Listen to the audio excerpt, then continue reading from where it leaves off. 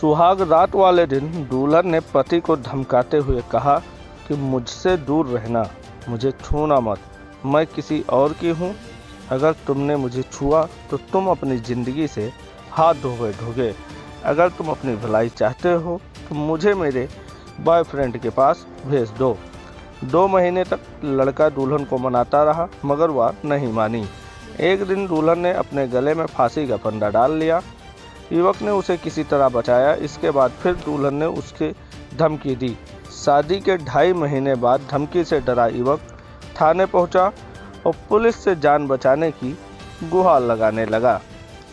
आपको बता दें कि उत्तर प्रदेश के कानपुर महाराजापुर थाना क्षेत्र के एक गांव की रहने वाली एक लड़की की शादी 23 नवंबर को साड़ थाना क्षेत्र के गांव निवासी लड़के से हुई थी। शादी के बाद दुल्हन ससुराल पहुंची। लड़के ने बताया कि सुहाग रात वाली रात वह दुल्हन के पास पहुंचा। उसने जैसे ही घूंघट उठाने की कोशिश की तो वह पीछे हट गई। दुल्हन ने उसे कहा कि मुझसे दूर रहो, मेरी ज़िंदगी में कोई और है, ये तन मन सब उसी का है। तुम मुझे छूने की कोशिश की भी तो मैं तुम्हें छोड़ूंगी नहीं। उसने बताया कि वह एक लड़के से प्यार करती है, उसी के साथ अपनी ज़िंदगी बिताना चाहती है। अगर तुम खुश रहना चाहते हो और ज़िंदा रहना चाहते हो तो मुझसे छोड़ दो और मुझसे दूर रहो, मुझे मेरे बॉयफ्रेंड के पास छोड़ दो। लड़के ने कहा कि मैं पूरी रात उसे समझाता रहा मगर वह नहीं मानी, अपनी जिद पर अड़ी रही। मैंने सोचा 1-2 दिन में मान जाएगी। हर रात मैं उसे मनाने की कोशिश करता मगर वह नहीं मानती।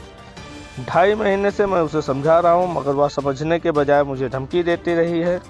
मैं डिप्रेशन में चला गया। मैंने अपने घर वालों को कुछ नहीं बताया। 11 फरवरी को मैं उसे समझा रहा था मगर वह गुस्सा हो गई।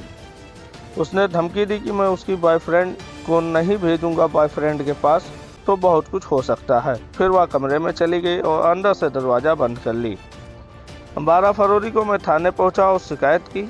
वह जब मुझे धमकी देती थी तो मैंने उसकी धमकियों को फ़ोन पर रिकॉर्ड कर लिया। वह रिकॉर्डिंग भी पुलिस को दे दी।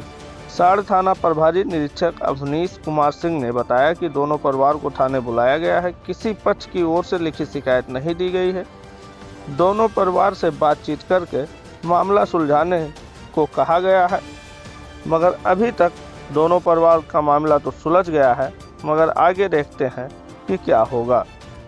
मगर भैया शादी करने से पहले अब पहले लड़की से वेरीफाई कर लें कि करना चाहती है या नहीं करना चाहती है, वरना इसी तरह 2.5 महीने तक धमकियाँ मिलेगी और तुम 2-4 लाख खर्च करके भी हाथ धो बैठोगे और वो अपने बॉयफ्रेंड के याद में तुम्हारे घर में ही पड़ी रहेगी।